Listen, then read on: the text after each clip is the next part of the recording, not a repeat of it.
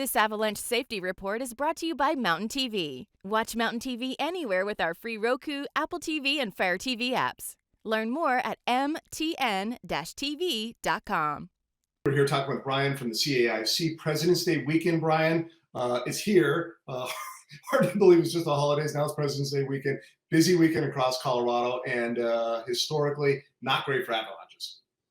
Yeah, President's Day weekend has typically been a bad weekend for avalanche accidents and unfortunately fatal avalanche accidents. And we really want to break that trend going into this week. We've got a little bit of a tricky kind of snowpack setup because of the storm snow that rolled through Tuesday and Wednesday. So things are different than they were last week. The most dangerous snowpack areas are going to be down in the San Juan Mountains. And so down there, we really need to let people know that conditions are not the same as they were last week, even though the weekend's going to look, pretty dry and sunny. We're dealing with a much different snowpack, particularly down south. And, we can dive into a little bit of the details to show you why. Yeah, the conditions can change so quickly, as you said. That last weekend, not so bad. This weekend, really an entirely different story. I mean, that's so critical for people to hear, I think.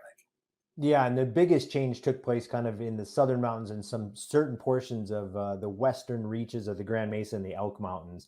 And what we're really kind of trying to track is what this storm snow is doing. And so it fell on a variety of snow surfaces. So this first image shows you what's going on like kind of east and west aspects and some southerly slopes where we've got crusts that are associated with weak layers stacked in the upper part of the snowpack.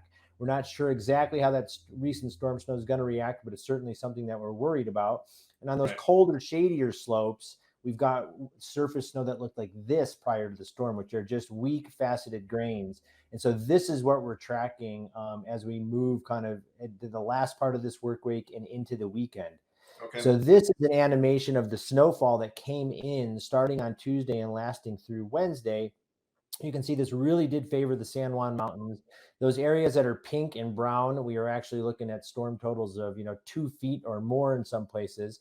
But you can see we've got some red areas in those western portions of the Elk Mountains and into the Grand Mesa, with some other upsloping conditions along the east side of the Sangre de Cristo range. And so when we look at what storm totals actually did here, you can see we've got some bullseye areas down in the southern Sangre de Cristo range. Not as much of a problem because they didn't have much snow on the ground to begin with, and a lot of this snow fell on bare ground. But in the San Juan Mountain areas, in the western portion of the Elks, and in through the Grand Mesa, you can see we're looking at storm totals of around 2 feet or more. And so this has changed the avalanche conditions and what we're really worried about.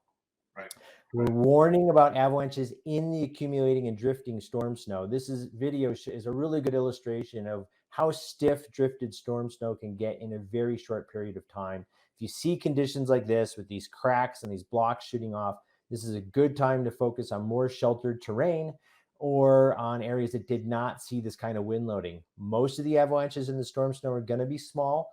But even small avalanches can be really problematic if they wash you through rocks, through trees, and into gully features. And particularly down in the San Juan Mountains, we do have the potential for avalanches like this to step down into those deeper weak layers, resulting in much bigger and more problematic avalanches. And these are just really good illustrations of the kinds of avalanches people are going to be able to trigger through the weekend.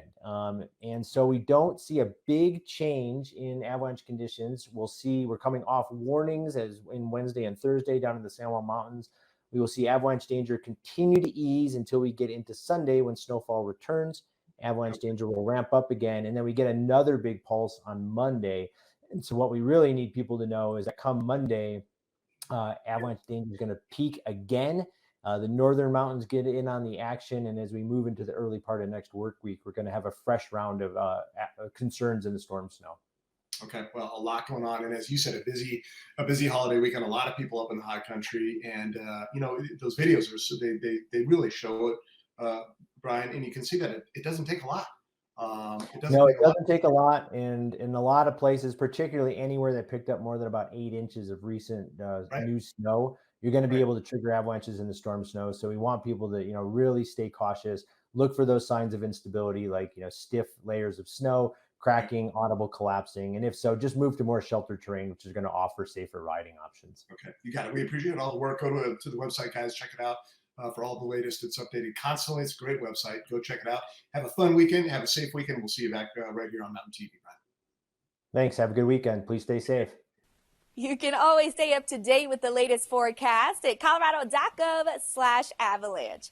Enjoy the backcountry and stay safe out there.